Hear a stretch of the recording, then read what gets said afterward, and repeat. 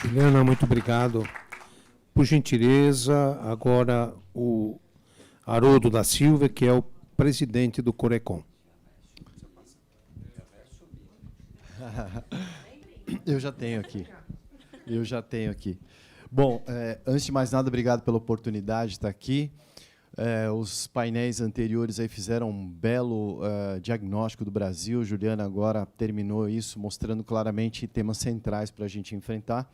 Então, eu queria agradecer aqui, Roberto, pela gentileza de estar aqui nesse ambiente com vocês, nessa casa tão importante. Alfredo Cotarte, obrigado pela gentileza, que é o presidente da Associação Comercial. O Lívio Glosa, também obrigado pela gentileza. Roberto Fragoso, obrigado pela gentileza. E também aqui o Ricardo, também muito obrigado pela gentileza. Ricardo, temos outro aqui também, que é meu parceiro de Conselho Regional de Economia, está na mesma bancada lá, então uma alegria estar aqui com vocês. Bom, como eu mencionei, os diagnósticos foram perfeitos. Eu tenho muito pouco a acrescentar em relação ao diagnóstico, com pequenas discórdias, né, que eu acho que é da questão democrática aqui, isso é importante a gente fazer. E eu vou tentar, então, concordar com uma parcela significativa do que foi observado e tentar trazer uma outra perspectiva também, né? Porque se a gente acreditar que o Brasil é terra arrasada, grande parcela dos nossos negócios não precisam acontecer mais, né? A gente vende o que tem e vai embora, vai procurar um outro lugar. E eu acho que não é este o objetivo e muito menos a mensagem que a gente queira trazer aqui. Aliás, agradeço também o Cris, ali, que trabalhou muito tempo na DVB. Meu primo fez essa conexão para estar aqui com vocês, então, obrigado, viu? Bom, vamos aqui a algumas questões que eu acho que vale a pena mencionar. A Juliana trouxe aqui um aspecto relacionado ao capital humano, né? É extremamente importante mesmo, Juliana. A gente tem depositado muito da perspectiva de necessidade de melhora da produtividade simplesmente em cima do trabalhador. É importante, o trabalhador precisa estar motivado, precisa ter instrução apropriada, precisa ter capacidade cognitiva, precisa estar treinado, tudo isso é fundamental. O professor Naércio, que ele é do INSPER e também é da USP, tem feito trabalhos fantásticos com o apoio da FAPESP para investigar, por exemplo, a importância da primeira infância para o restante da vida profissional e daquele trabalhador, daquele brasileiro que está se formando.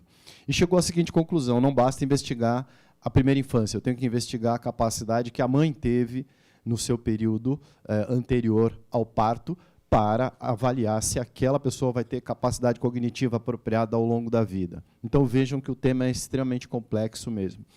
Mas eu acho que nós, que militamos do ponto de vista dos empresários, a gente também precisa fazer algum nível de meia-culpa, e explico o que eu quero mencionar com isso. Foi feito um diagnóstico aqui agorinha de manhã, mencionando que a taxa de juros brasileira não está permitindo com que as empresas que são produtivas tenham capacidade de geração de caixa para pagar o custo de capital, né? A gente está ficando aquém disso. Foi o diagnóstico que eu concordo plenamente. E, por conta disso, muitas das empresas não conseguem fazer os investimentos necessários e suficientes para continuarem minimamente competitivas. E aí não dá para esperar que o trabalhador sozinho seja este que vai trazer competitividade. Haroldo, você pode exemplificar o que você está falando? Claro.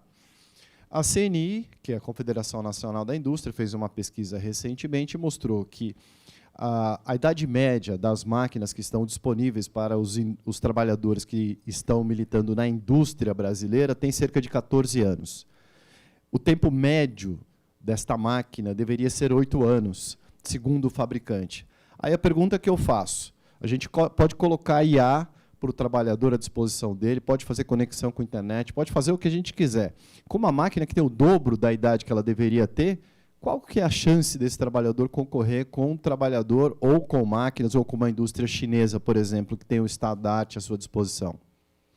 A gente não há produtividade capaz de explicar esse processo, não é possível que o trabalhador sozinho consiga fazer isso, tá? Então, acho que é bom a gente também falar isso. Outra coisa, Juliana, que eu acho, na questão da produtividade, é que o Brasil precisa trabalhar para aumentar a complexidade dos produtos que vende, né? A gente não vai, de verdade, ser competitivo e querer disputar mercado global exportando, por exemplo, escovas de cabelo ou coisas do gênero, né? com baixíssimo nível de complexidade. A gente precisa exportar coisas com mais alta complexidade. E é possível fazer? É possível fazer. A gente tem uma Embraer, a gente tem uma WEG, que são exceções, mas poderiam ser replicadas em tamanho menor, mas poderiam ser replicadas. Por que não são replicadas? O que está faltando para a gente fazer? Eu acho que esse é o ponto que nós deveríamos levar em consideração. E, aliás, esse conflito internacional que está tendo agora, especialmente esse que está fechando o Estreito de Hormuz, mostrou algumas coisas importantes em relação ao Brasil. Primeiro, nós sempre fomos altamente dependentes de petróleo ao longo da nossa história. Mais recentemente, o petróleo foi o principal item da pauta exportadora brasileira. E no preço com que o petróleo está, o Brasil tem tido vantagem competitiva em relação a este ambiente. Então, o que nós vamos fazer com este momento em que o preço do petróleo está bom, está trazendo divisas para o Brasil? A gente vai continuar exportando petróleo ou a gente vai usar parte dessa capacidade para trazer complexidade a essa cadeia de petróleo e, por exemplo, refinar aquilo que o Brasil precisa e que hoje acaba importando, né? Então, eu acho que são algumas decisões de soberania que o Brasil precisa tomar. Dito isso, eu queria enfrentar o tema macroeconômico que foi observado aqui nos poucos minutos que a gente tem para falar. Eu não preparei uma apresentação, porque eu acho que posso aqui desenvolver os temas. Realmente, nós temos aí problemas macroeconômicos seríssimos. O Ricardo destacou isso aqui para a gente, especialmente relacionados às contas públicas, né? O que está tirando competitividade brasileira, o que, de uma forma ou de outra, não deixa com que os investimentos sejam tão atrativos, né? Olhando para o Brasil. Mas eu vou falar sobre isso daqui a pouquinho. Juros altos, porque a gente tem aí alguns desequilíbrios macroeconômicos, tá? E alguns programas sociais, alguns deles foram destacados aqui, eles realmente precisam sempre de revisitarem cada um desses programas, avaliarem qual está sendo o retorno daquele programa. Eu gosto muito da expressão, Juliana, políticas públicas baseadas em evidências. Qual é a evidência dessa política pública? Qual é o retorno de fato que está dando para a sociedade? Qual é o custo envolvido? Vou dar um exemplo aqui de política pública que objetivamente precisa ser revisitada, além das que foram colocadas aqui. Seguro-desemprego. Não faz o menor sentido o Brasil gastar tanto dinheiro com seguro-desemprego, cada vez mais gastando dinheiro com seguro-desemprego, com uma taxa de desemprego, como os colegas mostraram aqui, das mais baixas da história. Por quê? Porque, da forma com que a política está, ela está incentivando a rotatividade, o turnover, que, no limite, atrapalha também a produtividade das empresas e da economia brasileira. Então, nós precisamos revisitar. Por exemplo, ao invés de receber o 100% do que está destinado ao seguro-desemprego, na segunda vez que o cara fica desempregado, em 5 anos ficou desempregado mais uma vez, ele já não vai ter mais o 100%, ele teria uma taxa ali e vai receber um pouco menos. Então, coisas assim para não estimularem com que as pessoas fiquem mudando de emprego o tempo todo. Eu acho que isso é um dos temas que precisa ser colocados. Mas eu mencionei para vocês, né, que eu vou tentar fazer alguns contrapontos aqui, né, e dizer que eu vejo o copo meio cheio para o futuro e não... Eu não estou falando da próxima eleição. Como a Juliana mencionou, não estou preocupado exclusivamente com a próxima eleição, estou preocupado com o futuro.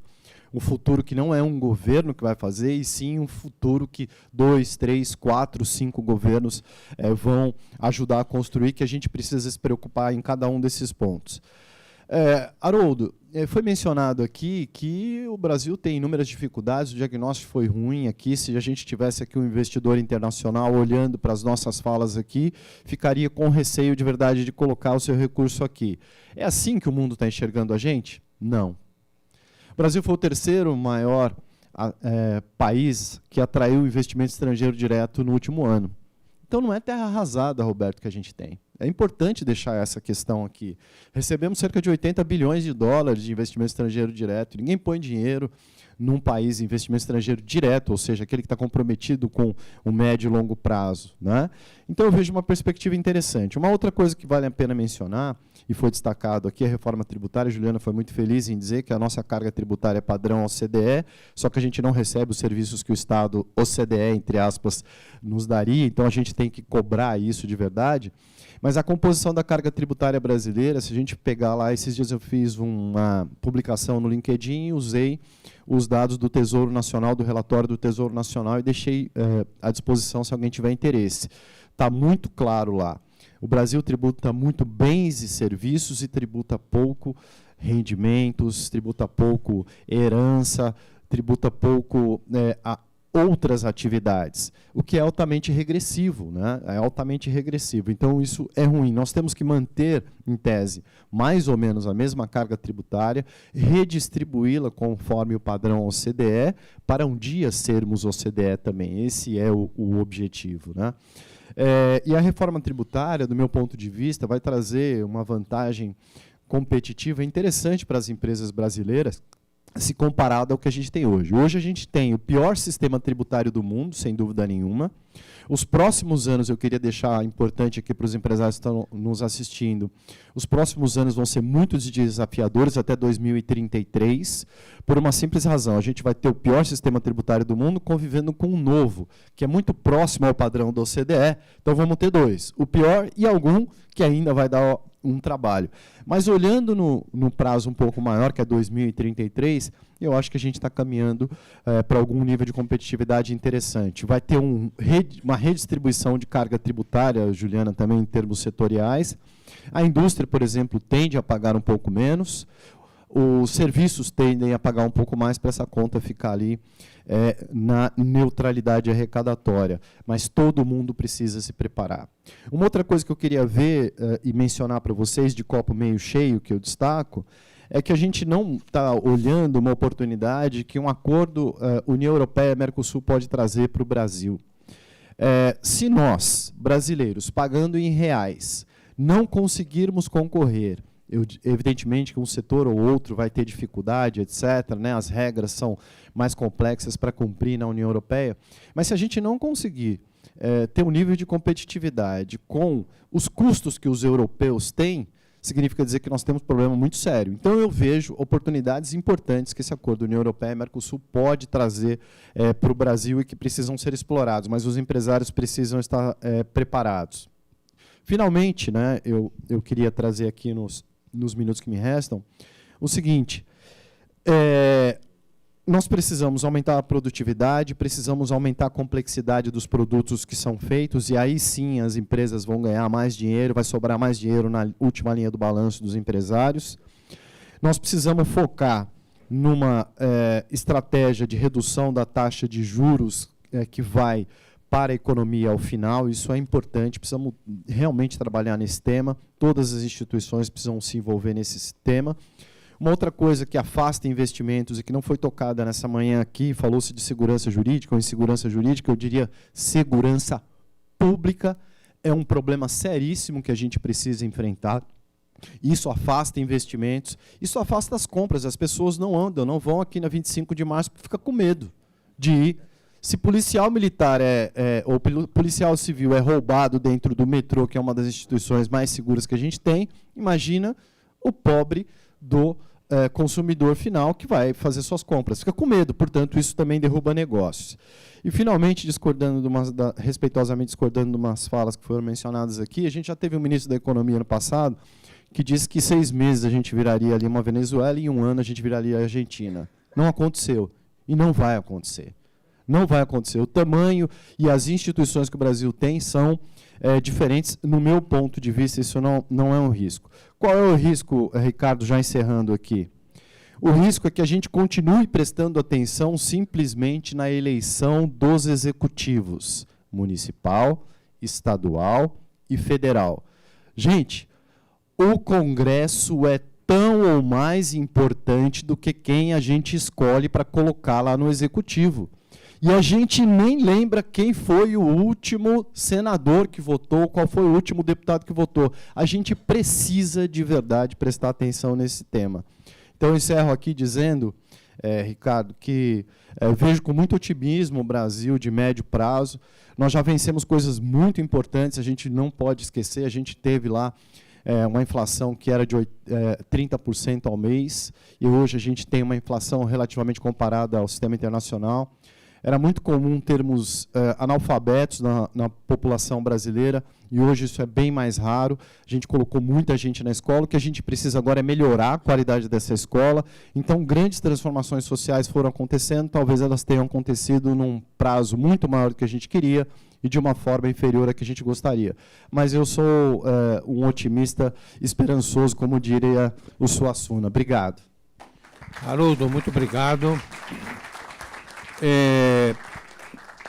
Eu tinha vontade de abrir para perguntas, mas o meu presidente, acho que o tempo está terminando, então eu vou dar 2 minutos para cada um dos painelistas fazerem uma análise final, por favor.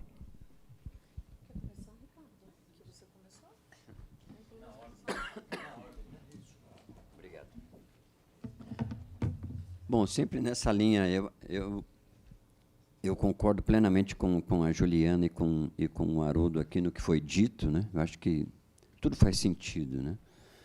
E fundamental é a gente acolher as boas ideias, né? A gente falou aqui em educação. Educação, a gente tem o Ceará, eu acredito que seja no ensino médio, né? E tem Pernambuco no ensino fundamental, que são ao contrário? Tá. Mas são exemplos, né, Ceará e Pernambuco, de governos que estão lá e que fizeram, e que o ITA foi para lá, para o Ceará, Fortaleza está lá. E por que não adotar esses modelos, né? Por que também não ter aí escolas militares, como a gente vê, que foram propostas também? Tudo tem seu público, né? Eu quero que o meu filho vá para Agulhas Negras, mas antes disso passe passe por um colégio militar. Então, acho que faz todo sentido a gente ter um equilíbrio entre as forças para dizer o seguinte: olha, apesar de eu não concordar plenamente, a gente está num time que está ganhando. Então, eu acho que convém a gente trabalhar essas boas ideias, né? Além disso, no Brasil, o economista, eu acho que ele tem que olhar muito pelo lado político, né? A gente avalia a economia um pouco pelo lado político, mas é isso que eu tenho dito, de que, na verdade, não faz sentido, né, a gente, a cada ano, mudar de ideia, né, ser colocado um novo modelo e correr com isso e, de repente, mudar e ter uma série de outras questões aí envolvidas. Então, eu acho que temos que fazer valer justamente essa questão que o Haroldo nos trouxe. A gente vota no presidente e no governador, mas no vereador, no deputado estadual, federal, e senador, às vezes, a gente... putz, eu tenho que votar, tenho que exercer meu direito de voto, e, de repente, não sei quem ali indicaram, eu conheço ela, conheço ele. Então, acho que a gente tem que prestar muita atenção nisso. Obrigado.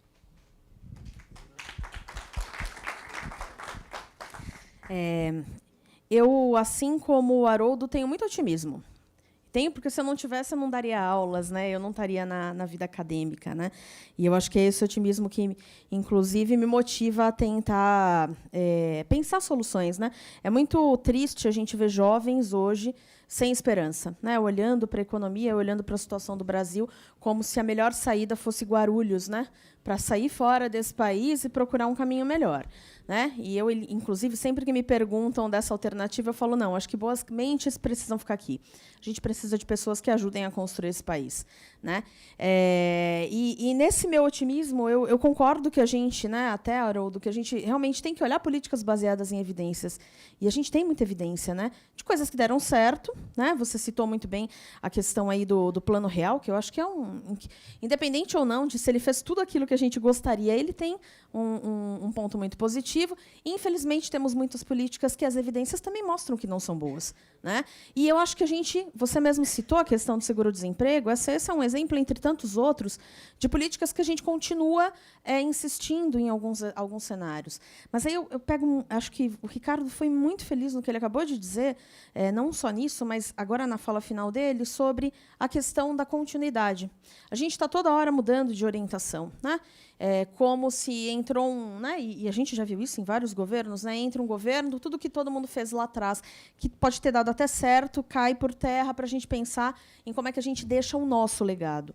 Acho que a gente precisa realmente mais de uma visão de um país coeso, de um país unido e de uma política que passe governos, né?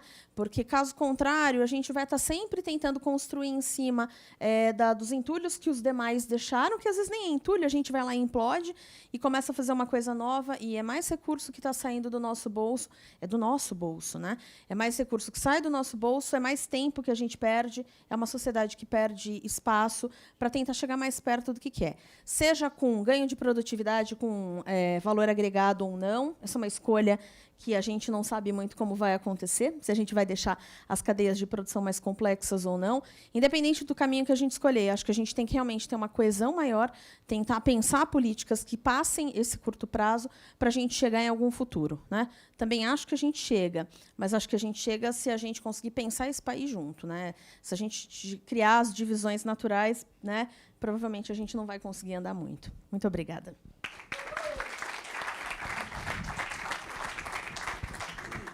Bom, antes de encerrar aqui, queria de verdade, Roberto, agradecer, participar de um painel tão importante com a Juliana, que eu tive a oportunidade de conhecer pessoalmente agora, fiquei encantado, o Ricardo, que é meu amigo. Então, obrigado pela oportunidade de verdade. Eu queria só, para encerrar aqui, dizer que esse meu otimismo não é um otimismo inveterado, é da seguinte forma, né? Vocês todos devem conhecer e devem ter produtos de uma empresa, fabricantes de geladeiras, máquinas de lavar, produtos com algum nível de complexidade, chamada Whirlpool, né? Está lá na casa de vocês. Essa empresa tinha uma fábrica na Argentina, poderia escolher qualquer lugar da América Latina ou do mundo para ampliar sua produção, continuar importando, fazer lá na China e etc., e mandar para a gente. Ela escolheu o Rio Claro. Ela tem uma unidade produtiva lá e ampliou agora, milhões de dólares investidos para ampliar a produção aqui no Brasil. Não só para vender para o Brasil. Eles acreditam no Brasil. Eles creem que o Brasil pode ser um hub importante para a exportação de produtos.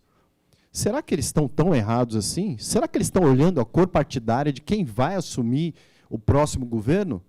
Ou eles estão pensando como os chineses pensam, não importa a cor do gato, eu quero que ele casse o rato, né? Vamos ter mercado. E outra coisa, gente, com a reforma tributária, a gente está falando aqui no estado de São Paulo, a questão da guerra fiscal, entre aspas, acaba, ou é muito mitigada. São Paulo vai ser um polo atrativo muito forte de investimentos, especialmente investimentos produtivos, sendo que os incentivos tributários não vão mais ser capazes de atrair essas empresas. Nós vamos, então, receber muitas empresas no estado de São Paulo. A gente já tem recebido consultas de empresas para avaliar essa questão, porque o talento do empresário que está nessa casa e que está nos assistindo, que vai nos assistir, vai ser muito mais importante do que o benefício tributário. A sua capacidade de avaliar projetos, de fazer a logística apropriada. Aqui, gente, a gente tem as melhores universidades do país, universidades ranqueadas internacionalmente, ou seja, capacidade de inovação tecnológica nós temos, as pessoas, temos boas estradas, comparando com outros estados brasileiros, a gente tem até um determinado nível de segurança que está aquém do que a gente gostaria, mas que pode melhorar muito. Então eu fico pensando, se uma empresa com este nível de análise, com presença global, acredita no Brasil, acredita em São Paulo, por que eu não vou acreditar? Eu tenho que acreditar. Então essa é a minha mensagem final, obrigado. Haroldo, Ricardo, Juliana, muito obrigado. Eu sou mais para... Vejo números e julgo pelos números, mas todos nós queremos que o Brasil dê certo, que distribua melhor a renda. E nós temos um campo da nossa economia que já deu certo. A agricultura é primeiro do mundo. Então, espera aí, nós podemos. Depende da gente. E realmente concordo aí com o Ricardo, a questão do Congresso. E aí, vocês cobram o Congresso? Vocês sabem em quem vocês votaram? Eu tenho todos em quem eu votei desde sempre. E cobro. E ligo para o Congresso e falo, isso eu não quero. 0,3% da população faz isso. Se 1% fizer, muda. Então, está na nossa mão. Por último, eu gostaria de agradecer o meu amigo Lívio para montar esse fórum. o Lívio é o líder, e ele sabe liderar muito bem. Ele nos motiva, a mim e ao Ailton, para fazer o melhor trabalho possível. Então, parabéns ao Lívio, por isso que esses fóruns dão certo.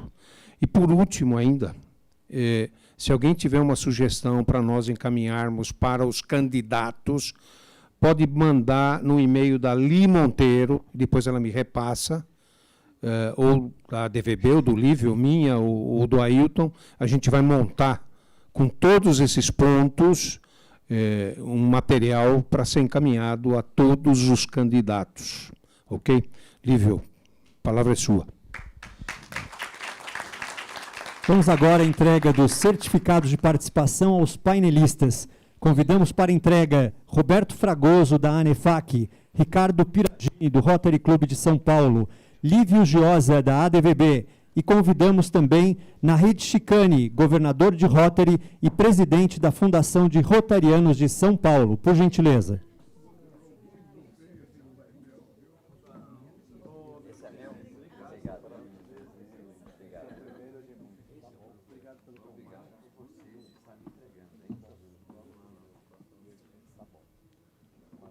Enquanto registramos esse momento, mais uma vez, uma calorosa salva de palmas aos nossos painelistas. E uma vez mais, em nome das entidades correalizadoras, ADVB, Rotary Clube de São Paulo, ANEFAC, com apoio institucional da Associação Comercial de São Paulo, com apoio das empresas mantenedoras Bradesco e Planner, agradecemos a todos pela participação. Convidamos agora a todos para o coffee de encerramento, desejando uma excelente tarde e a todos o nosso muito obrigado.